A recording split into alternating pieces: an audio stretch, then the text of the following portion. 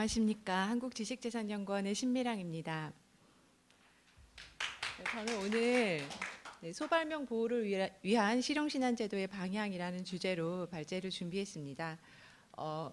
소발명이라고 하면 일반적으로 특허에서 보호되는 발명보다 진보성 수준이 낮은, 기술 수준이 다소 낮은 작은 발명을 이야기하고요. 우리나라에서는 그런 발명을 보호하기 위한 특허제도와는 다른 별도의 제도로 실용신안법을 가지고 있습니다. 하지만 실용신안 제도의 활용률이 굉장히 저조해서 그에 대한 어떤 개선에 대한 논의가 필요한 시점이고, 또 우리나라 외에도 실용신안 제도를 가지고 있는 나라도 많이 있고, 또 미국과 영국 같이 실용신안 제도 자체를 가지고 있지 않는 나라들도 있습니다. 그래서 주요 이제 해외국에서는 어떠한 방식으로 실용신안 제도가 운영되고 있는지 그에 대한 이제 법 체계 및 보호 현황을 살펴보고, 또 실용신안 제도의 활용률이 저조하다 보니까 실용신안 제도 자체의 어떤 존폐에 대한 이제 논의에서부터 개선을 한다면 어떤 식으로 개선을 해야 될지 그에 대한 이제 이론들이 있습니다. 그래서 간략히 그런 국내외 이론을 살펴보고, 그러면 우리 법상 실용신안 법을 좀 활용도가 높게 소발명을 효과적으로 실효적으로 보호하기 위한 방향은 어떠한 방향으로 나아가야 될지에 대해서 말씀드리도록 하겠습니다. 네, 먼저 과학기술의 발전이 굉장히 이제 고도화되고 속도가 빨라지면서 기술 수명 주기가 단축되고 있고, 또 이제 원천 특허보다는 개량 발명 위주로 이제 발명이 이루어지고 있습니다. 그리고 또 중소기업과 스타트업 같은 경우에는 대기업에 비해서 이제 투자할 수 있는 자본력이 적고, 이제 양질의 기술 개발보다는 좀 기술 수준이 낮지만 보호 필요성이 있는 소발명을 통해서 성장하는 경우가 많이 있습니다. 그래서 이제 이러한 경우에 실용신안 제도를 잘 활용하는 경우에 효율적으로 그러한 소발명을 보호할 수 있을 것이라고 생각이 되나, 현재 우리 제도에서는 그 활용도가 매우 저조한 실정입니다. 그래서 2018년도 기준으로 전체 특허 출원과 실용신안 출원 이제 합해서 실용신안 출원이 차지하는 비율이 약 2.69%에 불과한 실정입니다.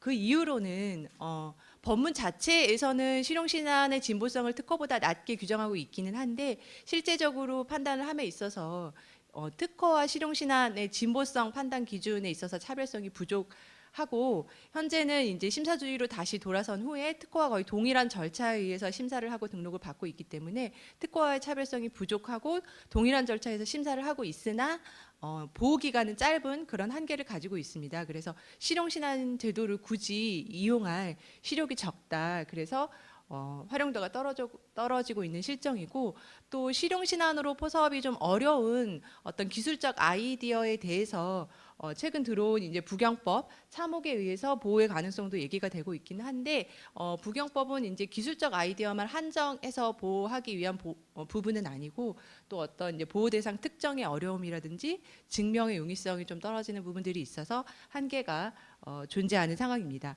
그래서 이제 소발명 보호의 이제 필요성은 존재하나 어떻게 효율적으로 보호해야 될지, 또 현재 굉장히 활용도가 저조한 실용신안 제도를 어떤 식으로 개선해 나가야 될지 논의가 필요한 시점이라고 보겠습니다. 우리나라 실용신안 제도에 대해서 간략히 이제 특허법과 차이점을 말씀을 드리면, 그 발명의 정의에 있어서 실용신안 제도는 특허와 다르게 고도라는 용어를 사용하고 있지 않아서 고도성을 요구하고 있지 않고, 또 보호 대상을 물품에 한정하고 있습니다. 그리고 진보성 관련 기준에 있어서도 특허법은 쉽게 발명할 수 없을 것이라는 용어를 사용하고 있으나, 실용신안법에서는 극히 쉽게 구현할 수 없을 것이라서 이렇게 차이를, 진보성 관련 규정에 차이를 두고 있습니다. 그리고 존속 기간을 말씀드린 바와 같이 특허는 20년이나 실용신안은 10년으로 제한적인 상황입니다. 그래서 과거 한때 이제 우리 법이 무심사주의를 취하기도 했었는데, 현재는 다시 실체적 심사주의를 취하고 있고, 또 특허에 관한 그런 심사 규정과 권리 행사에 관한 규정을 대부분 준용해서 특허와 똑같은 통일된 절차를 운영하고 있습니다. 그리고 또 특정 기간 내에 실용신안 출원을 특허 출원으로 변경하거나 특허 출원을 실용신안 출원으로 변경할 수 있는 길을 또 열어두고 있기도 합니다. 하지만 이제 보호 대상이 물품의 형상 구조 조합으로 제한돼 있고, 또 보호 기간이 또 제한돼 있는 이런 상황에서 활용률이 떨어지고 있는 상황입니다. 최근 우리 특허법원에서 실용신안법의 취지와 그 진보성에 대해서 명확히 설시하고 있는 판례가 있어서 의미 있는 판례를 소개해드리면 실용신안 제도는 혁신의 정도 면에서 특허의 대상이 되는 발명에 미치지 못하지만 종래 기술에 비해서 개선된 기술 사상의 창작을 법적으로 보호함으로써 이른바 소발명을 장려하기 위한 제도이다라고 명시적으로 선언을 하고 있고요. 그러면 그 진보성의 판단 기준은 기술적 사상을 창작해내는 것이 통상의 기술자에게 매우 쉬운 정도를 넘어선다면 그에 대한 진보성을 부정하여서는 안 될 것이다라고 해서 특허보다는 진보성 기준을 낮게 보아야 한다라고 명시적으로 판단하고 있습니다. 이제 주요국의 실용신안 제도를 그럼 우리나라 제도에 비교해서 살펴볼 텐데요. 일본은 이제 과거 우리나라가 무심사주의를 취할 때 일본 제도를 많이 이제 차용을 해서 취했기 때문에 거의 그때와 이제 우리나라가 무심사주의를 취할 때와 동일한 제도를 아직까지 유지하고 있습니다. 그래서 보호 대상이나 고안의 정의, 진보성 규정은 우리나라와 동일하고요. 그리고 현재 이제 방식 심사와 기초적 요건만 심사하고 있는 무심사주의를 고수하고 있고 또 과거 우리나라가 무신사주의 취할 때 그랬다시피 권리 행사를 위해서는 실용신안 기술평가서, 그러니까 유효성을 인정되는 실용신안 기술평가서를 제시해야만 권리 행사를 할 수 있도록 하고 있습니다. 그리고 권리 행사 후에 실용신안 등록이 무효로 된다는 심결이 확정되면 손해배상의 책임이 있고요. 일본은 아직까지 무심사주의를 고수하고 있지만 이제 권리 행사를 할 때 유효성 판단을 받아야 하는 등 또 보호 대상도 우리나라 같이 이렇게 물품에 한정하고 있는 등 여러 가지 제한적 요건이 있어서 일본은 우리나라보다 더 그 실용신안 활용률이 저조한 전체 특허 실용신안 출원 비율에서 실용신안의 비율이 1.7%에 불과한 실정입니다. 그래서 일본에서도 실용신안 제도 폐지론 등 뭐 개선론 등 다양한 이론들이 나오고 있는 상황입니다. 중국은 우리나라, 일본과 많이 상황이 다른데요. 보호 대상은 제품에 한정하고 있긴 하지만 진보성 관련 규정에 있어서 특허의 경우에는 특출한 실질적 특징과 현저한 진보라고 규정하고 있는데 반면에 실용신안에는 특출한이란 용어와 현저한이란 용어를 빼서 명확하게 구분을 하고 있고요. 그리고 진보성을 판단함에 있어서는 기술 분야를 동일한 기술 분야를 제한하고 있고 또 선행 기술은 2개까지 인용할 수 있도록 명시적으로 심사 지침에서 제한을 하고 있습니다. 그리고 초보 심사라고 해서 명백한 실질적 흠결이 있는지에 대해서만 심사하고 있고요. 특이할 점은 특허와의 연계 방향으로 이중 출원 제도를 두고 있는데 과거 우리가 운영하던 이중 출원 제도는 좀 차이가 있습니다. 그래서 특허와 실용신안을 동시에 출원했다가 우선 실용신안 등록을 받고 특허가 등록되면 실용신안을 포기하도록 하고 있는데 그래서 좀 심사 기간이 오래 걸리는 특허가 등록되기 전에 무심사주의를 취하고 있는 실용신안을 등록을 받고 권리 행사를 할 수 있도록 하고 있습니다. 그리고 권리 행사 요건으로서 유효성이 인정된 기술평가 절차를 거치지 않고도 권리 행사를 할 수 있도록 하고 있고 실용신안 평가 보고서라는 제도를 가지고 있기는 한데 그 실용신안 평가 보고서는 향후 이제 법원에서 그 권리의 유효성에 대한 증거 자료로서 활용될 뿐이지 권리 행사 요건으로 요구하고 있지는 않습니다. 그래서 무심사주의로 기초적 요건만 심사해서 등록이 쉽게 되고 권리 행사를 함에 있어서 유효성 판단을 요건으로 하고 있지 않기 때문에 중국의 경우에는 굉장히 실용신안이 이용이 활성화되고 있고 여기 보시는 바와 같이 전체 특허 실용신안 출원 비율에서 실용신안 비율이 57%에 육박하고 있는 상황입니다.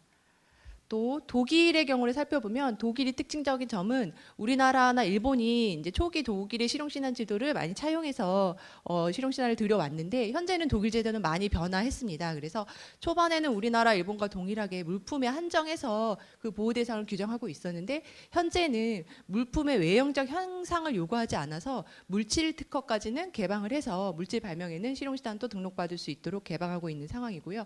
그리고 진보성 판단 시 신규성과 진보성 판단 시 실용신안의 경우에는 공연 실시의 경우에는 독일 내 실시로만 선행기술로 인정할 수 있도록 해서 준국제주의를 취하고 있고 최근도 아니죠. 이제 오래됐죠. 2006년도 독일 대법원 판례에서 실용신안과 특허에서 요구하는 진보성의 기준은 동등하다라고 명시적으로 판시를 했습니다. 그래서 과거에 소발명 또 낮은 기술 수준을 가진 발명을 보호하기 위한 제도에서 현재 독일 실용신안 제도는 진보성 기준을 특허와 동일하게 봄으로 인해서 소발명 제도에서 그 성격을 변화해서 특허와 동일한 기준의 기술 수준을 보호하고 있는 제도로 해 있습니다. 그러면 왜 별도로 진보성 기준이 똑같은데 실용신안 제도를 운영하고 있는 이유는 독일도 무심사주의를 취해서 간략하게 먼저 이제 특허 장기간 심사 기간이 요구되는 특허보다는 먼저 실용신안을 등록받을 수 있도록 하고 뭐 실용신안 전담팀을 운영한다든지 해서 효율적으로 먼저 심사해서 등록받을 수 있도록 하고 있습니다.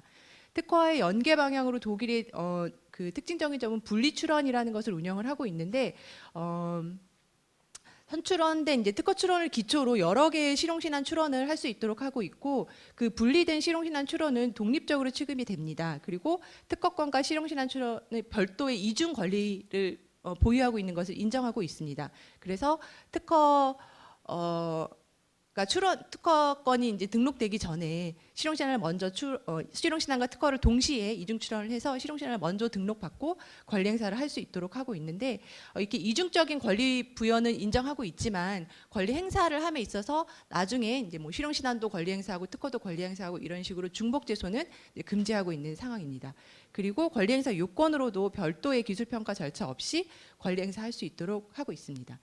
그래서 이제 이러한 특징적인 제도로 인해서 독일은 진보성 기준을 특허와 실용신안을 동일하게 보고 있긴 하지만 이러한 뭐 분리출원 제도라든지 기술평가 절차 없이 권리 행사를 할 수 있도록 하는 편리성을 도모하는 이런 방안으로 인해서 전체 특실 출원에서 실용신안 비율이 15.3%로 다소 높은 비율을 유지하고 있습니다.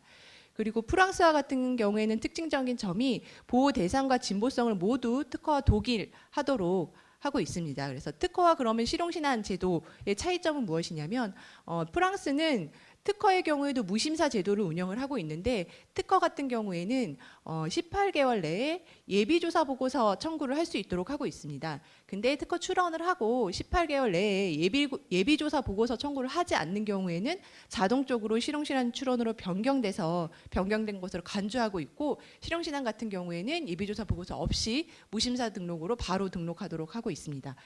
그리고 등록 후에 권리 행사를 하고자 할 때 이제 예비조사 보고서 작성을 청구해서 권리 행사를 할 수 있도록 하고 있습니다.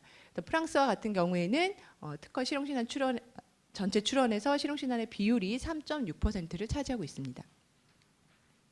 러시아 같은 경우에는 특징적인 점이 실용신안에 있어서 진보성 요건 자체를 요구하고 있지 않고 산업성 이용 가능성과 신규성만 요구하고 있습니다.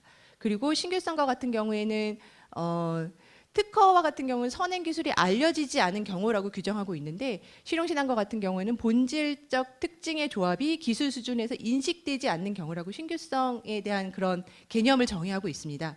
그래서 실용신안인 경우에는 진보성 요건을 요구하고 있진 않으나 약간 신규성의 개념 정의가 다르기 때문에 우리나라에서 봤을 때 약간 본질적 특징의 조합이라는 용어를 사용하고 있어서 진보성 낮은 수준의 진보성 개념을 그 신규성 관련 규정에 도입해서 규정하고 있는 듯 해 보입니다.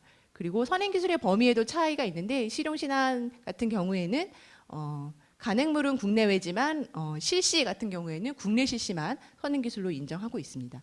이런 차이가 있지만 더 러시아는 실체 심사주의를 취해서 산업성 이용 가능성과 신규성을 모두 다 심사를 하고 있고요. 그리고 보호 범위에 있어서 이렇게 신규성 요건만 요구를 해서 등록 요건을 완화하는 대신에 보호 범위 판단에 있어서 균등론을 배제해서 특허와 같은 경우에는 청구 범위를 기준으로 발명의 특징과 이와 동등한 특징 까지 이제 효력이 미친다라고 규정하고 있는데 반해서 실용신안 같은 경우에는 동등한 특징이라는 용어를 배제해서 명시적으로 법문 자체에서 균등론을 배제하고 있습니다. 그래서 과거 초반에 이제 러시아의 실용신안 제도가 도입될 때에는 무심사주의를 취하고 있었는데 신규성 요건만 요구하는데 무심사주의까지 취하니 너무 이제 권리가 난립하고 퍼블릭 도메인에 해당하는 영역의 권리 행사를 권리 남용적으로 행사하는 그런 부작용들이 발생을 해서 최근 2014년도에 법 개정을 하면서 이렇게 실제 심사로 변경을 했고요. 그리고 보호 범위에 있어서도 균등론을 실용신안인 경우에는 배제하게끔 권리 행사 범위를 제한하는 이런 입법을 시행을 했습니다. 그래서 러시아 같은 경우에는 전체 특실 출원에서 실용신안의 비율이 20.4%를 차지하고 있고요. 우크라이나도 특징적인 부분을 말씀드리면 러시아와 같이 그 산업상 이용 가능성과 신규성만 요구하고 있고 단 우크라이나는 방식 심사주의를 취하고 있습니다. 그리고 우크라이나 같은 경우에는 실용신안뿐만 아니라 발명의 경우에도 무심사주의를 취해서, 그러니까 특허의 경우에도 무심사주의를 취해서 발명의 선언적 특허라는 것들을 같이 운영을 하고 있는 이런 특이한 점이 있습니다. 네, 우크라이나는 이렇게 신규성 요건만 요구하고 같이 무심사주의를 취하고 있는 발명의 선언적 특허를 운영하고 있는 이런 특징적인 이런 제도 시스템을 가지고 있어서 특실 출원에서 실용신안 비율이 69.7%로 굉장히 높은 비율을 차지하고 있습니다. 호주 같은 경우에는 혁신 특허 제도라고 해서 이노베이션 패턴이라고 해서 특허법 자체 내에서 같이 들어와 있긴 한데, 일반 특허는 스탠다드 패턴, 실용신안 범주에 속한 혁신 특허는 이노베이션 패턴이라고 구분하고 있고, 혁신성이라고 하는 이노베이티브 스텝이라고 해서 우리가 일반적으로 진보성에 해당하는 인벤티브 스텝과 구분되는 이런 실용신안의, 그러니까 혁신 특허의 보호 요건을 가지고 있는데, 진보성 수준이 인벤티브 스텝보다 더 낮은 실질적 동일성에 가까운 수준을 요구하고 있습니다.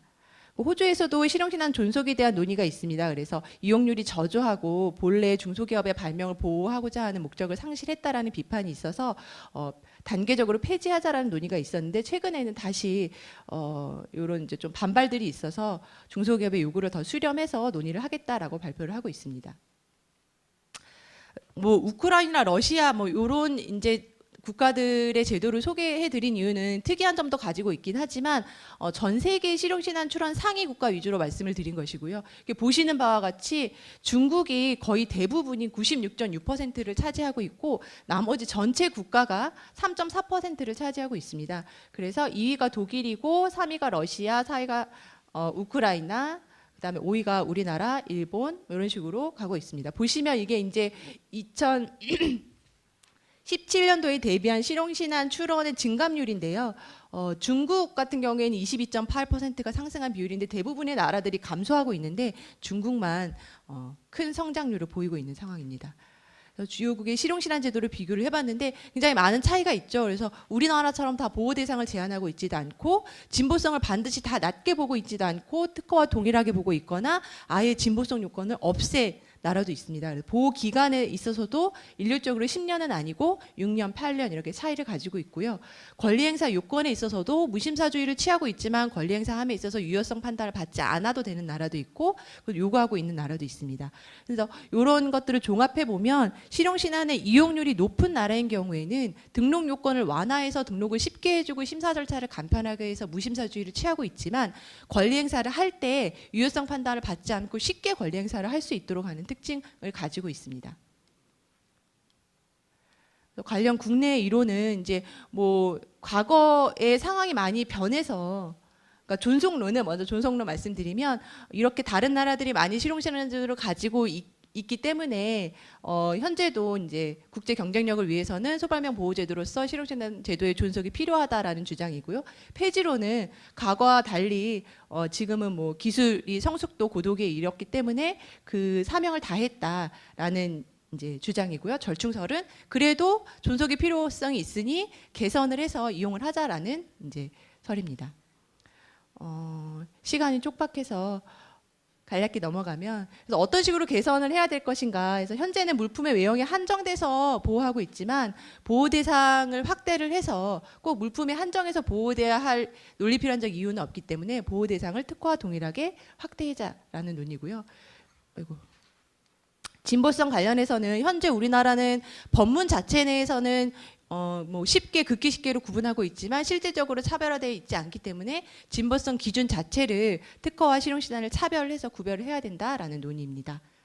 그리고 권리 범위와 관련해서 이렇게 등록 요건을 낮게 해서 권리 등록을 쉽게 해주면 권리 범위를 제한할 필요가 있다라고 해서 권리 범위 해석과 관련해서 러시아와 같이 뭐 궁등론을 배제한다든지 금지 청구권을 제한하는 방안, 이런 방안들이 논의되고 있습니다. 네, 시사점은 실용신안제도 개선의 방향을 생각함에 있어서 저희가 생각해 봐야 될 것이 이 퍼블릭 도메인의 영역입니다. 그래서 특허제도의 근본적인 이론이 이런 인벤티브 스텝까지 요구를 함으로 인해서 인벤티브 스텝을 가지고 있는 발명만 독점 배타권으로 보호함으로써 기술 혁신을 촉진하고자 하는 것인데, 이 인벤티브 스텝 자체를 너무 낮춰버리면 기존의 퍼블릭 도메인에 해당하는 영역까지 독점 배타권을 부여하게 되고 오히려 기술 혁신을 저해할 우려가 있기 때문에 이런 부분을 생각하면서 개선을 해야 되겠고요. 그리고 국제조화 관점에 있어서도 보시다시피 실용신한제도는 국제적으로 가지고 있는 나라도 있고 가지고 있지 않는 나라도 있고 국가별로 굉장히 많은 차이가 있습니다. 그래서 국제 조화를 해칠 우려가 있고 현재 이제 IP 제도는 국제적으로 논의를 함에 있어서 통일화 논의가 되고 있는데 실용신한은 도외시 되고 있습니다.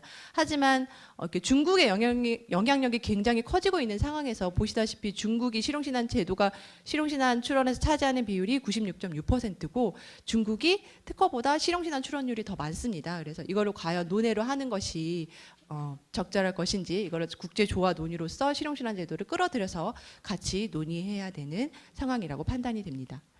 그래서 개선 방안 검토는 아까 말씀드린 바와 같이 보호 대상을 특허와 동일하게 확대하고 진보성 판단 기준을 차별화해서 정립을 하고 보호 기간을 좀 더 축소하고 심사 절차를 차별화하고 권리 행사를 제한하는 방향으로 나아가지 않나라고 생각하고 있습니다. 네, 이상으로 발표를 마치겠습니다. 감사합니다.